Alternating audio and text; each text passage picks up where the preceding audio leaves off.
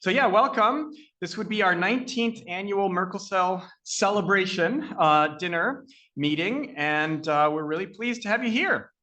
These are the folks that we want to thank tonight on our team who have done a lot of the work to make all of this happen, in particular the stars next to Kate and Karina, who really have put a ton of time into this in the past weeks and months.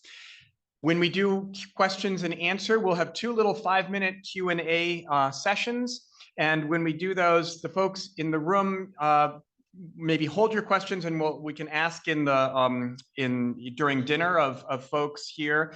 And then people online, if you can put your questions into Zoom, we'll be monitoring those, and probably those will represent a lot of the questions folks have. The layout tonight, I'll do a quick overview of what we're going to do tonight, and then Krista, Candace, and Rima are going to tell you about an exciting new initiative, actually an institute focused on Merkel cell carcinoma. And they'll tell you why we think that's important now, why is the right time, why this is the right time for that. And we'll have a brief story from one patient to start off with. And then Tomoko Akaike will tell you about both blood tests, but mostly updates in terms of the circulating tumor DNA blood test that is just kind of really hit the journal and is going to change the way patients are managed. And then Thomas Benkomo is going to show you a really cool new platform that will give us lots of insight into how this cancer is beaten or beats the immune system, and thus how we're going to make our immune therapies even more effective in the future. And then we'll end with Peter and Ariel, our two wonderful clinical research fellows, talking about developments in radiation as well as clinical trials that are making patients' lives, will hopefully today or soon make patients' lives better.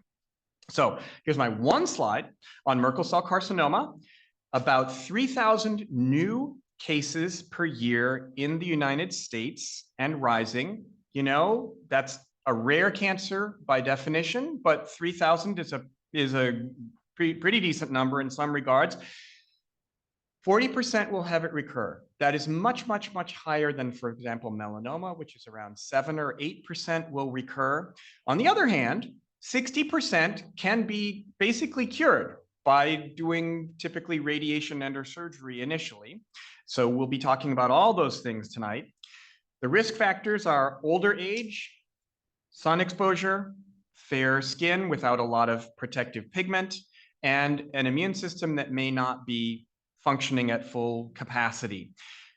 80% of cases are caused by this fascinating Merkel cell polyomavirus on our normal skin today. It's on the doorknobs in the daycare centers. We are not aware of it causing any problems to people, except in 1 in 3,000 people over their lifetime, it will cause this cancer when a number of strange things happen in a given cell.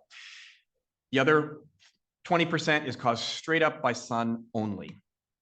And then treatment, most patients are initially treated with surgery plus radiation. That will get us up to this kind of 60% chance of never having it come back anyway. But if it's advanced at the beginning, or it spreads from a little spot on the skin to like the liver or other parts of the body, then it's what we call advanced. And in the past, the only option was chemotherapy. Now we do immunotherapy. Our Seattle-based team has been involved in all 3 of the FDA approvals. 2017 was the first of Bavencio, 2018 Keytruda, and this past year a drug called Zinniz. The 3 drugs work in very analogous ways. There are little differences between them, but they just have made a big improvement. And I'll tell you about that in a minute, although there is still more work to be done. So this is where we were prior to 2017, where patients in red never benefited from chemotherapy at all. Patients in yellow had a marked benefit, but often only for a few weeks or months, and only 5%, 1 in 20, who had advanced disease. Okay, you could still cure some people with surgery and radiation. These are people who needed systemic therapy. Only 5% would really benefit in a prolonged way from chemotherapy. Now, those three drugs, those pathways work very effectively and increase that 5% to 50%. We do, though, still have patients who temporarily benefit in yellow and those who never benefit. And in the next few years, we want to get to at least 75% that we're having long-term benefit from. There's more seats down here, Dr. Bhatia. And others, some people are standing in the back. There's still a bunch of seats here. Okay, and we have plans to get there, and we're going to be telling you about some of those tonight. So one of them is this Matrix clinical trial that we've been working on for years, and it's now, in the last few months, has officially opened at 20 centers. It'll go up to about 25 centers, and around all of North America, including Canada and the US. The NIH grant, many of you know, we applied last year and came very close to getting this $15 million grant that's going to support Merkel research in about 10 labs. We thought it might get funded. It was super close, but it didn't. So we fixed a bunch of things. We addressed a bunch of things that the reviewers wanted addressed, and we put this monster 800-page grant in again in May, and then we will hear a score on that in about a month from now. So please cross your fingers. Thank you. Then Merkel cell carcinoma, like all cancers, has an official guidelines set, and that's actually put up on the National Comprehensive Cancer Network, and that's used around the world. And we're very pleased here to have done many studies that put in the literature strong enough data that that body has adopted it. And the cool thing is, once that's adopted, it gets used around the world, like how you radiate, when you do surgery, how big your surgical margins are, when you do scans, when you do blood tests. And we have, just in the last year or two, made multiple changes to the way this cancer is treated around the world by having our data drive changes to those guidelines. So that's in the blood tests you'll hear about today. It's in the Merkel risk calculator, which is now included, and this single fraction radiation, which you'll hear just a tiny bit about, but it works just as well as the 25 treatments for the right patients with much, much less in the way of side effects. So our team is filled with wonderful people, and these are our newest recruits, Claire and Scotia. They are our two new undergraduate research assistants. Our undergraduate research assistants run all of our patient database. They are the ones that communicate with all of you every year and find out what's been going on. We have two new ones each year. This year was the most difficult year ever. We had more than 180 University of Washington undergrads want to work in our lab. And that's usually like 4 or 5 or 6 years, because they often stay for a little bit of extra time and such. And so Claire and Scotia beat those odds. And they and the other undergrads help us with all this data entry. They end up working on and leading research projects. And for example, they helped us prepare this presentation. So thank you, guys.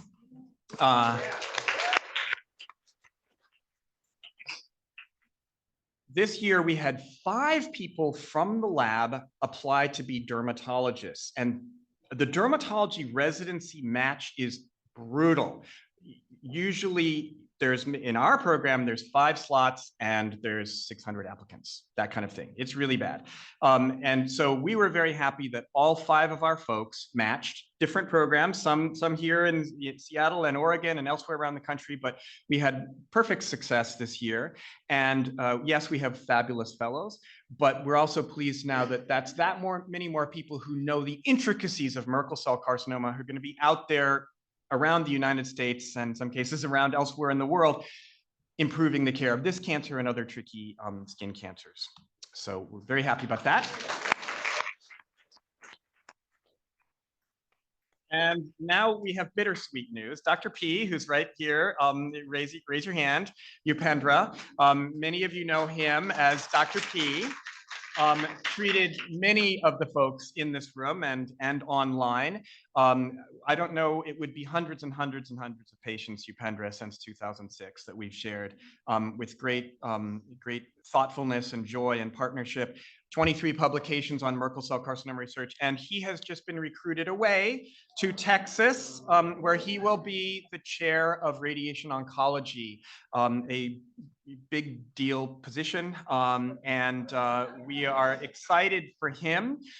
We're also very fortunate and excited that sitting right next to him is a new Dr. P, a different Dr. P, Dr. Panjwani, who's been on our team for several years, and Jay Liao as well. So we will continue to have superb radiation oncology partners, and we really want to spread this gospel of use the right amount of therapy.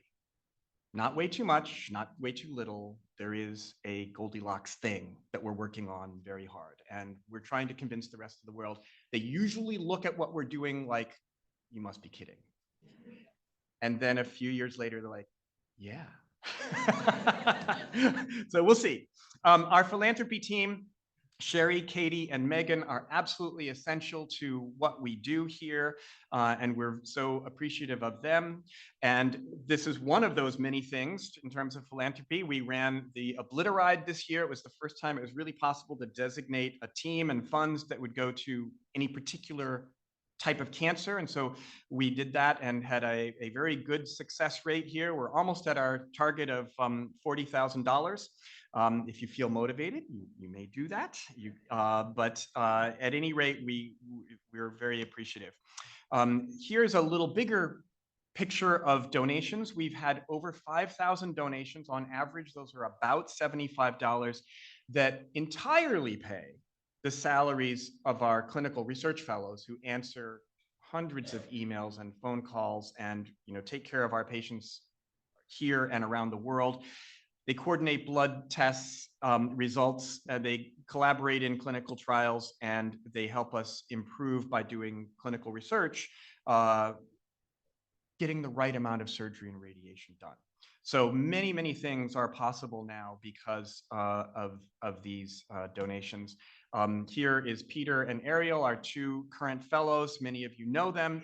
They usually work with us for 1 to 2 years, right around the end of medical school or the beginning of their residency.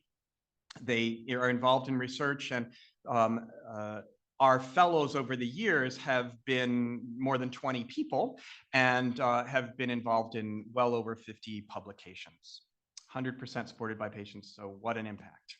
Here is the little pie chart that shows many folks in the lab, and the extent of the green is how much of their salary roughly is supported by donations. And that's extraordinary.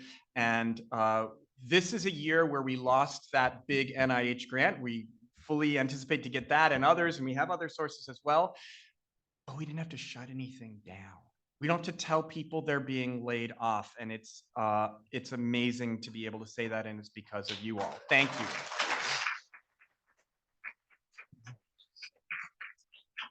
So with that, I'm going to pass off to Krista, Candace, and Rima, who are going to tell you about the new Merkel Cell Carcinoma Institute.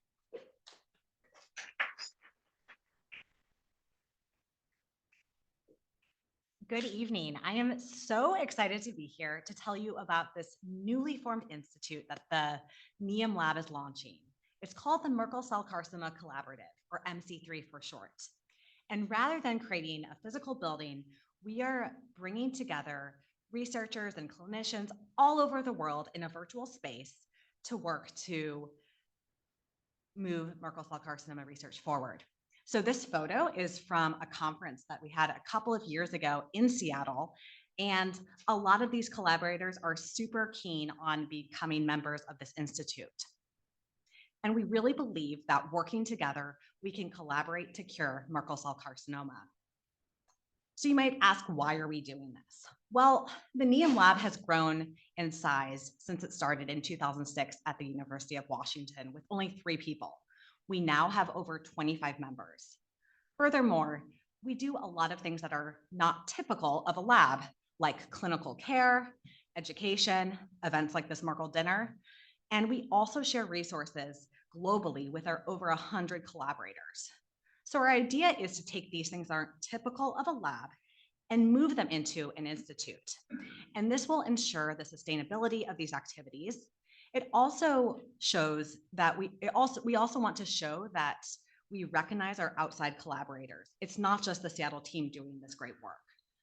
And by formalizing the structure, we really believe we can improve fundraising and obtaining these big grants. So with that, I'm going to pass it to Rima, who's going to tell you more about the Nghiem Lab and the Institute's relationship. Thank you. I'm Rima, and I'm a research scientist in the Nghiem Lab. So moving forward, the Nghiem Lab will continue its own research projects, and it will be a member of the Institute. And all of these other members will do their own research as well. However, the tools and the resources that the Nghiem Lab has developed over the last 10 or 20 years will be shared with all of the members. Here we have listed several of the resources that the Institute will provide, and I'm going to highlight just a few of them. I'll start with the specimen repository. The specimen repository is my personal interest, and we have over 60,000 blood and tumor specimens from over 1,900 patients. And if you went to the lab tours today, you will have learned that we collect at least 200 data fields per patient. And to our knowledge, this is the most detailed Merkel cell database in the world. We also have a website called merkelcell.org, where we highlight information for patients and clinicians about Merkel care and Merkel news. And finally, I want to highlight our robust clinical care team, excuse me, clinical care team. In addition to the 2 clinical fellows, our institute supports the salaries of 2 research study coordinators. Shown here are Alex and Kate, and they are in charge of coordinating the blood tests that many patients are familiar with, the ctDNA test and the AMERC test, and you'll hear about both of those later today too. And now Candace will tell you about the structure of the Institute. Great. Thank you, Rima. I'm Candace. I'm a research scientist in Paul's lab, and I'm just going to give you a brief overview of the structure for this new institute. So of course, we're going to have members. As Krista alluded to earlier, we have a lot of collaborators, and many of them want to become members of this institute, and they come from across the United States, Canada, and the world, really. So we have a really great group of people who are interested in helping MCC patients. We will also have an advisory board, and not only will we have scientists and clinicians on this advisory board, but we will also have patient advocates. We will also have people under the Institute, staff to support the initiatives and to support the events, such as this Merkel dinner tonight. As you can imagine, it takes many hands to make for light work. And then we'll also have our leadership team, which will be the 4 of us, and we all bring different expertise and different backgrounds. So hopefully we'll be able to bring that to the Institute and push it forward. Excitingly, in about 10 days, Krista is going to travel overseas to the European MCC conference, and there she will also announce this initiative, our new MC3 Institute, and get feedback from scientists there. We already know we have some people there who are interested in becoming members, so that's super exciting. So good luck to you, and thank you for representing. And then early next year, we are going to have an official launch party here in 2025. So since you're all here tonight, you're on our email list, so you'll get the date for that. You are more than welcome to come, and we'd love to see you. We'll also do it as a hybrid event, so it'll be online if you can't make it. And we will unveil our new logo and talk about the programs that we're excited about. So with that, I'm going to pass it on to Paul. He's going to tell you about our first patient story, I think. Awesome. So patient story number 1 is something that I'm so happy to be able to tell you is possible.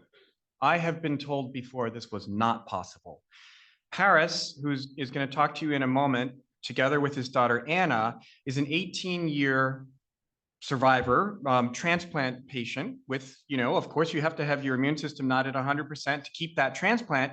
And he got Merkel in an advanced way in 2022, and he's doing great. And that used to be impossible. Hello to everybody. My name is Paris Malachias.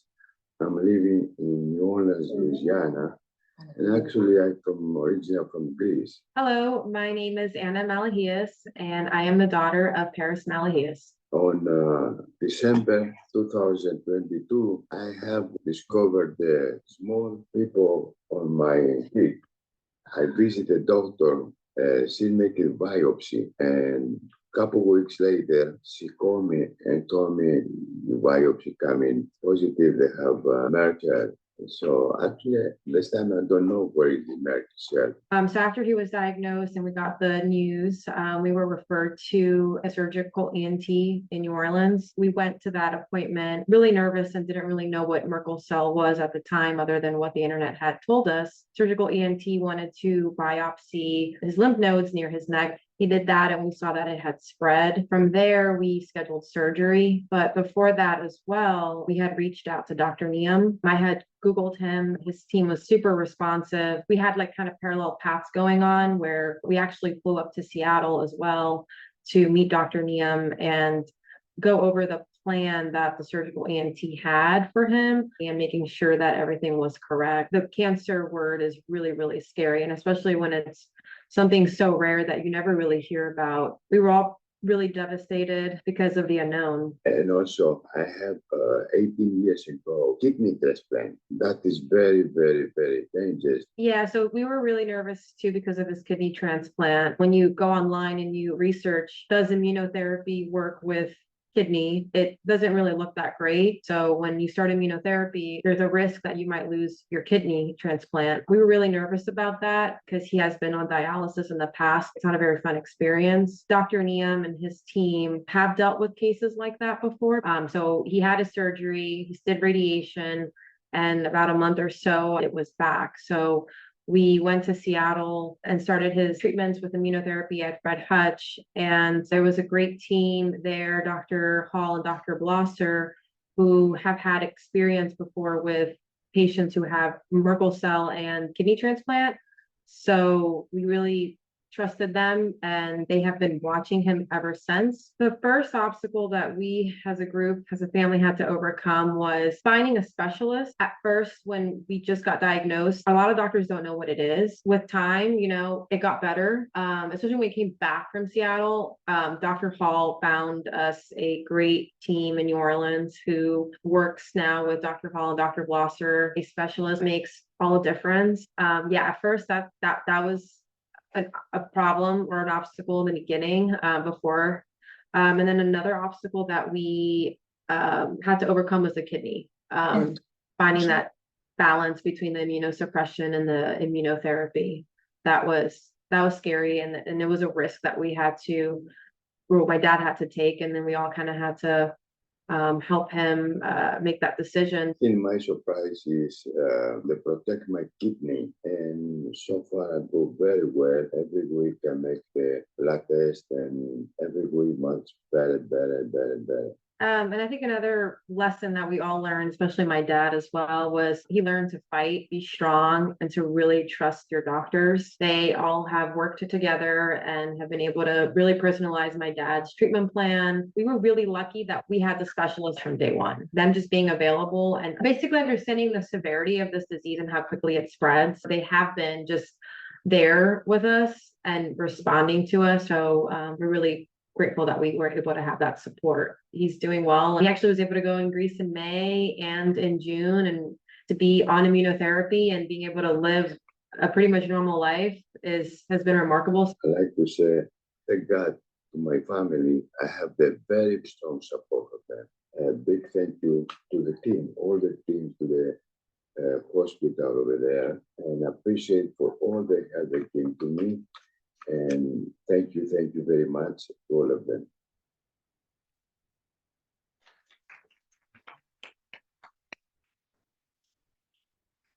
Yeah, so we now have another new blood test that can look very early for evidence that the kidney is being attacked by the immune system, because this is a really tricky balance. Too much immune therapy and the organ gets destroyed. Too little immune therapy and the cancer comes back. So we now have molecular tests for both things, so we can really kind of balance that more intelligently, and slightly better drugs and just great docs like, like Dr. Blosser and his team that focuses on cancer in organ transplant patients are really a Hello. thing. Okay, so Dr. Akaike is going to tell us now about some of those new blood tests and how powerful and important they are. Thank you, Dr. Nghiem. Can you hear me well? Okay, great, thank you. Hi, good evening. I'm Tomoko Akaike. Today, I'm gonna talk about the update on the circulating tumor DNA for MCC. So why is it important to detect MCC recurrence early? That's because first, MCC has a high recurrence rate of 40% compared to melanoma of 7%. Secondly, MCC grows rapidly. So early detection allows more shot on the goals, and it gives us more time before disease progresses to a point where patient is too sick to start other treatments. So physical examination still remains essential, but to monitor your MCC, but it doesn't allow us to see inside your body. And imaging study scans such as CT or PET-CT is very are great tools to monitor your disease and also detect MCC recurrence. And it gives us where the tumor is, the location is. However, it has radiation and also contrast dye exposure, and you also have to travel to a big cancer center, like a Red Heart Cancer Center or big hospital. Now, the AIRMAC test, the Merkel virus antibody test, is a useful blood test to monitor your MCC. But this test doesn't work for the half of the patients who don't produce antibodies. And also this test becomes less reliable after multiple recurrences. Circulating tumor DNA is an emerging blood test that works for both virus and also negative patients. And this test can be performed at your local clinic or even at your home. So this test is very convenient. Next, how does the ctDNA test work then? MCC tumors shed harmless DNA fragments, teeny pieces of the fragments into your blood. And the tumor DNA is sequenced to identify patient-specific mutations. And we collect blood samples from you to check whether you have any tumor DNA in your blood. And the ctDNA provides us an accurate snapshot of the presence of MCC at the time of the blood draw. Negative ctDNA results is 0, and positive test is 0.01 up to more than 20,000. So look at this. So this patient initially had positive ctDNA, and after successful treatment, his ctDNA became negative like this. That is great. That is reassuring that his MCC is under control. And we followed him with ctDNA, but at some point, his ctDNA became increased to 65, which is concerning for recurrence. Given this positive result, this patient had PET-CT, and indeed, it showed the recurrence here in the neck. And this patient started treatment for recurrent MCC and had a great complete response. And then his ctDNA also returned to the negative. So this is how we use ctDNA in our practice. And we are very excited to share that our first circulating tumor DNA study was recently published just a few weeks ago. And thanks to all of you who supported this very important study, we could include 390 MCC patients in this study. So thank you so much. Oh,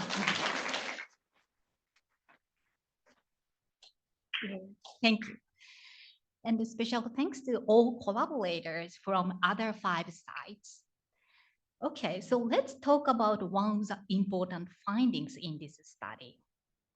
So after your MCC is treated, and if you have a negative tested ctDNA results, this is very reassuring because it is likely that you will not develop recurrence within 90 days from this test. So we will monitor you, follow you with ctDNA, and sometimes we can skip a scan. If you have a positive test after initial treatment, there is an 80% chance that your MCC comes back eventually. But we do know the level of circulating tumor DNA is very informative of a patient's risk of developing recurrence within 90 days. There is a huge difference between having a very low positive and also high positive level of ctDNA. So let's take a look at. If you have very low positive DNA, circulating tumor DNA, like less than 1, there is about a 15% chance that your tumor MCC comes back within 90 days. On the other hand, if you have a high positive, like more than 20, then there is a much, much higher risk, like 85% chance of detecting recurrence within 90 days. So we determine the plan, the timing, and also frequency of scans based on the level of circulating tumor DNA. In a summary, circulating tumor DNA works for both virus negative and positive MCC, and ctDNA can detect early recurrence and reduce scan, especially when tests are negative, and also predict which patient actually need more treatment like radiation or other stuff. So thank you so much.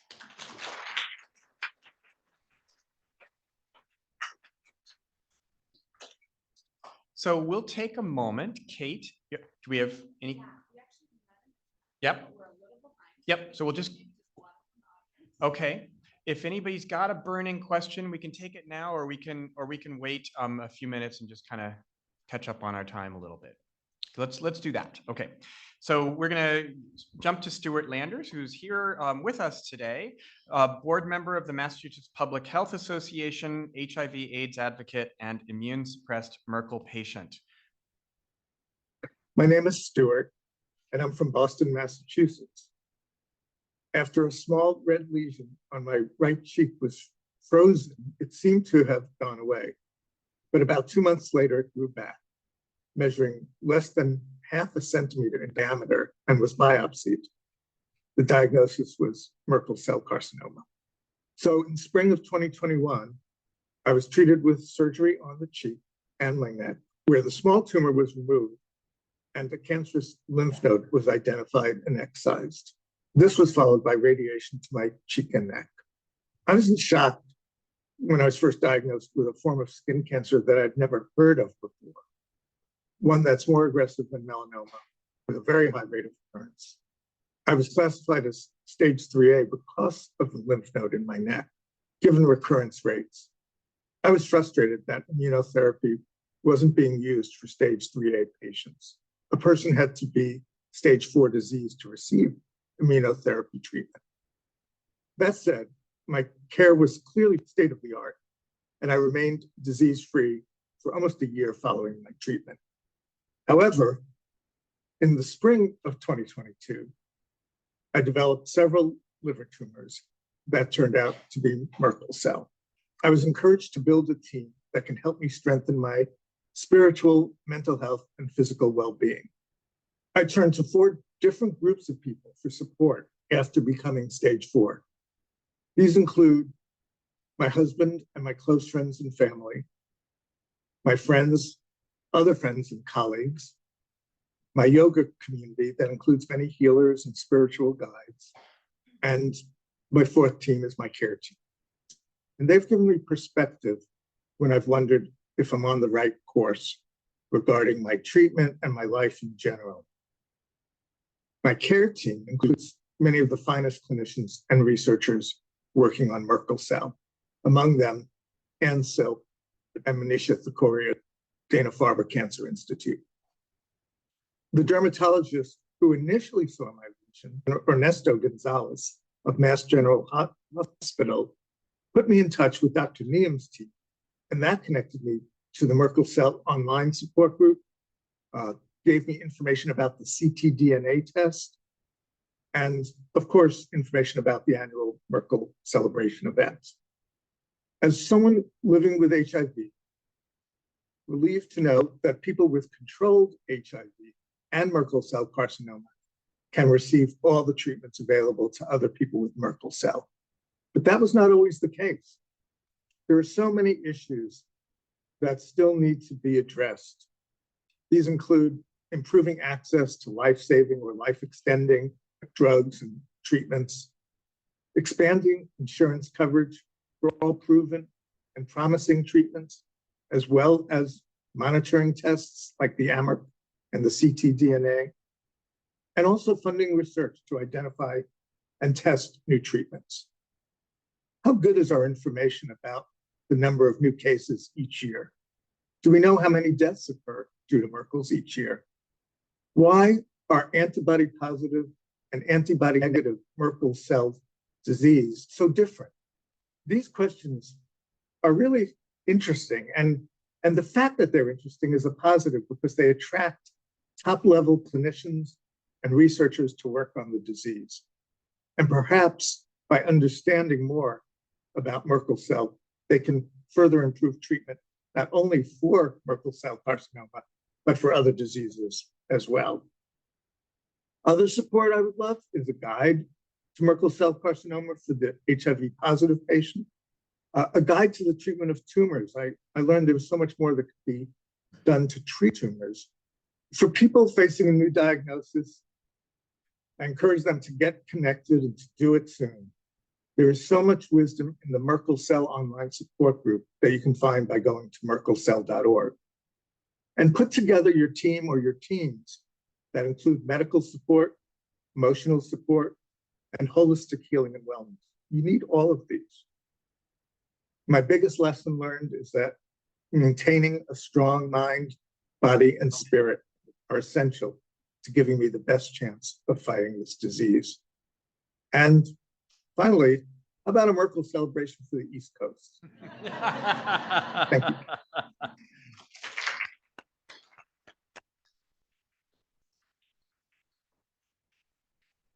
So I'm delighted now to bring up Thomas Bencomo, a very talented MD PhD student who's going to tell us about a completely new and powerful way to look into cancer in general and Merkel cell carcinoma in particular. Thomas? Thanks, Paul. Hi, everyone. My name is Thomas, and I'm an MD PhD student in the Nghiem lab. And today, I'm really excited to be talking to you about a new way that gives us greater detail than ever before to look at Merkel cell carcinoma. So you saw this figure on the left earlier. And as we've been thinking for several years in the Nghiem lab, we're really interested to figure out why some patients exist on the right, on the left in green, and derive long-term benefit from immunotherapy, but others exist on the right in either yellow or red, and either derive temporary benefit or don't benefit at all from immunotherapy. And this has really driven a lot of the research questions in our lab. And now, unfortunately today, we have some idea of why some patients fall into red or green, but we don't really understand the key causes of what causes these differences. And we can't figure out how to intervene to give people better benefits with immunotherapy. And this is because the immune system is very, very complex. On the board here is a list of alphabet soup of terms of different immune cells, both good guys and bad guys. And while the names themselves aren't very important, the issue is that we have both good guys in green, and the good guys work to kill your tumor cells, and they're boosted by the immune system. And we also have bad guys in red, which work to dampen or suppress your immune system and let the tumor grow. The problem is that before, the previous approaches we used to look at these good guys and bad guys couldn't really distinguish the two very well from one another. And that really hindered our ability to study them and figure out what was driving the bad guys or letting the good guys do their job. And so we couldn't really distinguish them before. And I wanted to give you a quick little cartoon representation to explain the previous approaches we used and the current approaches we're using today. So on the left here is a representation of what a tumor looks like. And there's a bunch of different cells in this picture. And now you can see that some cells are different shapes and sizes. And when a pathologist looks at your tumor under the microscope, pathologist is someone that is trained for several years to look at pieces of tissue to determine if a tissue is cancerous or not. They pay close attention to those size and shapes of each cell, and they can use that to figure out whether the cells are immune cells or cancer cells.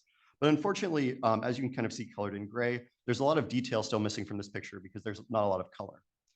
Now, new technologies, and the term for this new technology that we're using now is called spatial transcriptomics, allow us to see a lot greater detail than ever before into each cell type. And with this extra detail, it's now letting us see the good guys in green as well as the bad guys in red. And now you may wonder, how are we doing this and how can we get all this extra information to see both the good guys and the bad guys and the different subtypes of good guys and bad guys? And the way spatial transcriptomics works is it takes a picture of a patient's tumor and then it looks at molecular details of it. And so this is a demonstration of what the computer looks at and looks at all the different data to figure out what each cell type is and who the good guys and bad guys are. And let me just point out a couple things here real quick. So the white circles that are kind of large right here, for example, are the DNA present in each cell. And the shape or polygon that's in a certain color around that circle is the cell border, so the edge of the cell. Each little dot in here, so this pink dot or the orange dot, represents a single gene being used by that cell. And the computer looks at all of these dots, and for each cell, looks at the list of genes or dots and creates a fingerprint for that cell. And then you can look at the fingerprint and match it to a database of good guys and bad guys to figure out which ones are good guys and which ones are bad guys. And now I'm going to give you a quick demo of what this data looks like in live action. So this is what your tumor looks like under a microscope after it's been taken out either via biopsy or via surgery. Now, a pathologist who, as I said, has been trained several years to look at in great detail this tumor will quickly point out a couple things to you that's important and that they can see. On the bottom here is a bunch of tumor cells. On the left is a lot of immune cells. And on the right is normal structures such as blood vessels. Now I'm going to turn on the video real quick and show you the level of extra detail that this new spatial transcriptomics technology adds to this picture. Great. And so let me pause real quick. Oops. 1 sec. Cool. So I'll stop for a second. So now I've overlaid all the different cell types in different colors that this new technology adds. So let me point out a couple things real quick. So in pinkish purple here are the tumor cells. And as you can kind of see, there's a lot of tumor cells in that area the pathologist could find before on the bottom here. But over here where all the immune cells are, you can see there's a lot of different colors, of different reds and greens and oranges. And that's telling us what each type of immune cell is within this kind of broad immune cell set that before pathologists couldn't really look at. And so now we're going to zoom in a little bit and look at in greater detail for a couple of cells, some of the good guys and the bad guys and the resolution it lets us see these at. So we're zooming in now to about an area with about 500 cells in it. And then I'm going to turn on one by one some of the good guys and bad guys and show you where they are. And I just wanted to mention real quick, so the tumor is down here on the bottom, and then there's immune cells here, but we can't really tell, as you can see, they all kind of look very similar.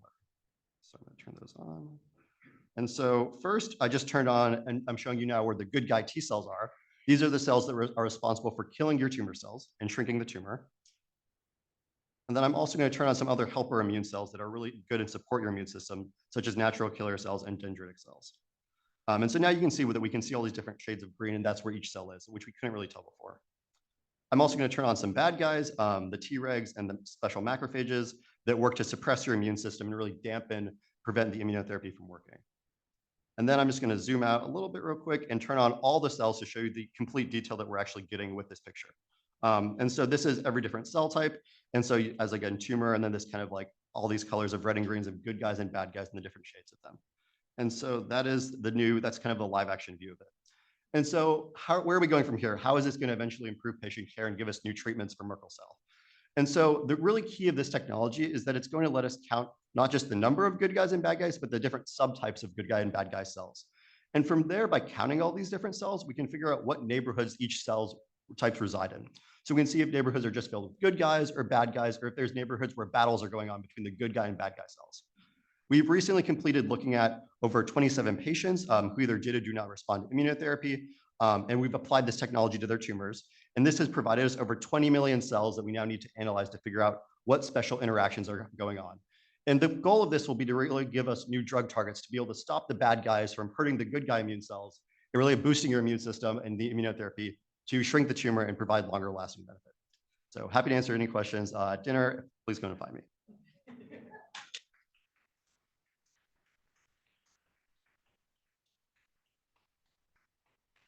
Not only is he brilliant, he's really good at video games. And turns out those skills actually map to all of these dimensions and tracking the good guys and the bad guys. So we're repurposing some of those skills. So like to end with Kathy Smith, who is an Emmy award-winning costume designer, who also, she did costumes for some very famous Western movies, including Dances with Wolves, and she is also a Merkel patient. Well, my name is Kathy Smith. I'm from Santa Fe, New Mexico. I'm a costume designer for Western films. I was diagnosed with Merkel April 14th of this year, 2024. I had just a small BB-sized bump under my cheek, and I had it biopsied last December, and they found nothing. And then in March, it had kind of turned shiny and red. So I had them punch it out, and they found Merkel, which was very, very frightening, I have to say. I said, what is that? And the first thing that dermatologist says to me, well, it's the cancer that just killed Jimmy Buffett, which was pretty frightening. On my next step, I went online and researched it, discovered that it was so rare and that it was so lethal. And then in the meantime, my dermatologist had sent me to an oncologist here in Santa Fe, who was very nice, but had only ever seen one Merkel case. And they sent me to see a surgeon who said, yeah, I'd cut it out. He'd give me 5 weeks of radiation, which would probably destroy my bone structure of my jaw and my teeth. And so in my research, thankfully, I found Dr. Nghriem's site and went on and watched all of his videos. I happen to know Jimmy Buffett's sister fairly well. We rode cutting horses together in Montana for many years. And when I was diagnosed, I called her and asked her what she thought. And she said, get your butt to Seattle. So I called Dr. Nghriem's office and wrangled myself an appointment. I kept calling until they had a cancellation. And they said, can you be here day after tomorrow? And I said, absolutely. I got in a plane the next day and flew up and met with Dr. Bird and Dr. Nghiem. I ended up staying for 10 days. They did surgery, cut the cancer out, and I had a long consultation with them. And they decided on just 1 dose of radiation, which then I had here in Santa Fe. I found a radiation oncologist who would follow their exact instructions. And I had the radiation about a month ago. Well, I have a most wonderful daughter who actually lives next door to me and who is my best support system. But I have to say the people in your Merkel clinic up there were the best support ever. Dr. Finberg gave me his cell phone number. I could text him anytime. They really saved my life. And I feel really confident that they've gotten it and that they're going to keep track of me every 3 months in case it comes back, and that I'm really on the right track to heal. I have rheumatoid arthritis. And so probably part of what contributed to the Merkel cell was the immune suppressive drugs that I'm on for the RA. So I really had a difficult time to get my rheumatologist to talk to the oncologist and to coordinate. It seemed like I had to be the conductor of this orchestra. I had to be my own advocate because I couldn't get one doctor to talk to the next. And that was the most difficult thing, whereas when I went up to Seattle, Dr. Nghiem called a rheumatologist and they conferred with them, and they take your whole life into account, and they covered it all. Well, I guess the biggest lesson I learned is that you really have to be your own advocate for your own health. You have to do your own research.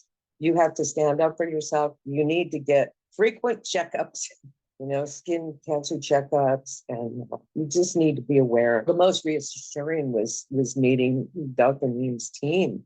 I mean, they just gave me so much confidence that they knew exactly what they're doing. When I talked to Dr. Bird, I said, how many of these surgeries have you done? And he said, oh, about 1,000. So I just felt so confident being in their hands that they knew what they were doing, and I was getting the best care possible. I mean, it's just one of those things. I'm on immune suppressant drugs. I've had a lot of sun damage. I'm 73 years old. Things happen when you get old, and the things you've done in your life come back to haunt you. but I don't regret any of them. And it's just another further path of lessons and living this human life. I think I've pretty much said it all. I'll just say again, I'm so thankful for the work Dr. Nghiem has done, and I'm going to support it the rest of my life.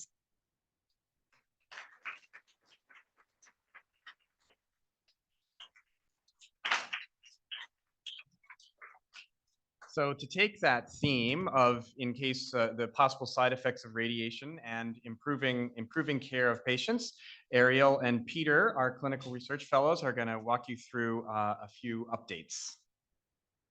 Hello, everyone. Well, thanks so much for the introduction, Dr. Nghiem. My name is Peter Chen. I'm one of the clinical research fellows, along with my co-fellow, Dr. Ariel Finberg here.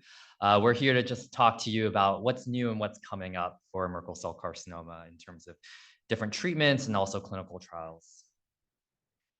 So like Kathy said in her video, radiation can have a lot of side effects. For her in particular with her face, it can really shatter bone and really make bone disappear and change facial structure. So one of our biggest questions is how do we make radiation therapy safer and easier for these patients? One of the answers that we're kind of looking at is looking at a higher dose of radiation in less visits. From our own kind of observations, we've noticed that this is just as effective as those that have higher doses of lower doses of radiation over many different visits. In addition, you have fewer side effects, and this is not a clinical trial, but it's a potential emerging new practice. So let me put it visually here. You can see here that here's the lower dose, but in many different visits, so 25 plus visits over 1 to 2 months, versus we have a higher dose of radiation, but only 1 to 3 visits. So really that's, within a week, you're done. So this is one of the potential solutions we're looking at for making radiation safer and easier. In terms of clinical trials, clinicaltrials.gov is a government website that kind of lists all the active clinical trials going on in the US. And you can see when you look specifically for Merkel cell carcinoma, we've identified at least 15 different active trials that are highly relevant for this disease. This website in particular is a little janky to work with. So we ask if you are interested in clinical trials, feel free to talk to us, your own team, to identify what clinical trials might be appropriate. In terms of clinical trials available at the Fred Hutch, this is a list of some that we'll be talking a little more in detail in just a bit. So you might be wondering, how do clinical trials ultimately help patients? One of the issues that we face in treatment for Merkel cell carcinoma is how we can make surgery easier for those that have very large tumors. So one of the approaches that we're taking is potentially looking at shrinking a tumor before surgery with immunotherapy. So this is also known as a neoadjuvant approach. So let's just assume there's an orange-sized Merkel cell carcinoma tumor. And what we would do is we would start immunotherapy. And when I say immunotherapy, you might be familiar with like Keytruda or Bavencio. What this would effectively do, or what we would hope it would do, is shrink this orange into a blueberry. And what that blueberry does, so you can see here on the skin, it'll shrink into it. We hope that with a smaller blueberry-sized tumor, it will lead to better surgical results. So this approach is being investigated at UPenn and also available at Moffitt. Another problem that we're tackling is how we can lower the chance of Merkel cell carcinoma coming back after surgery and radiation.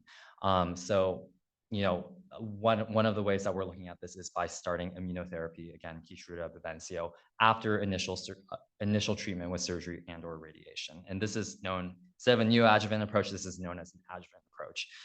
So for Merkel that only happens in a specific area, often the standard of care is surgery and or radiation first.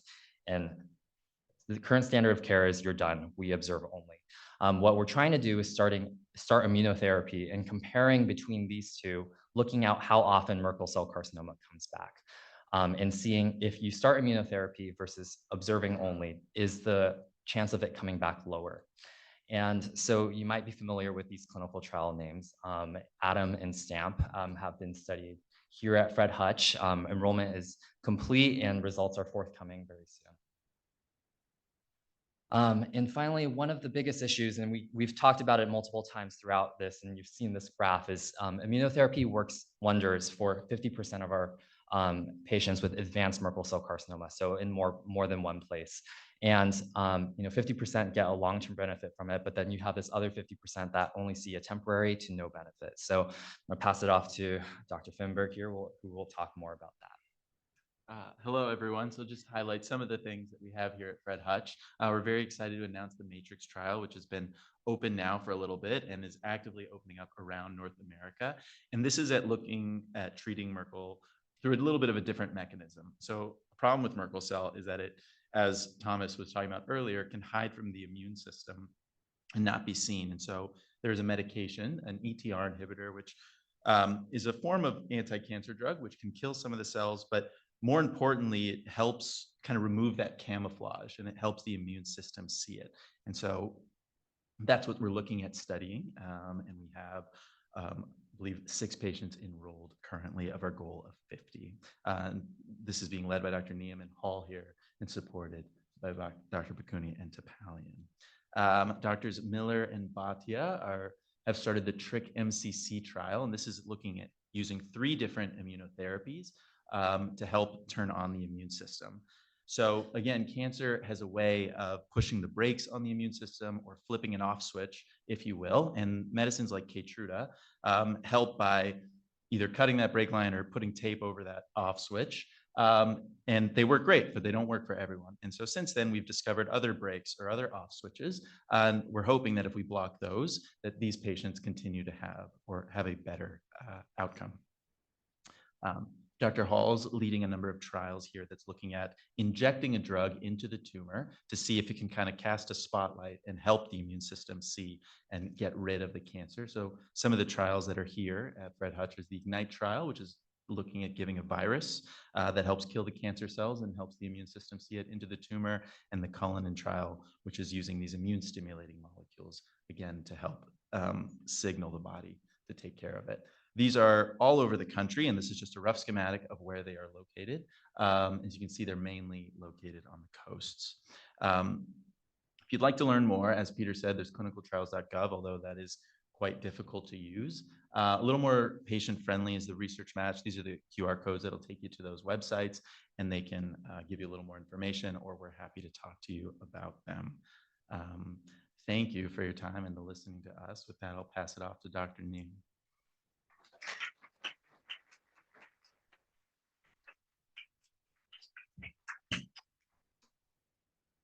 So I think we don't have a lot of questions online, and we are happy to take questions later, but we'll just keep moving past that. We'd like to thank you all for coming.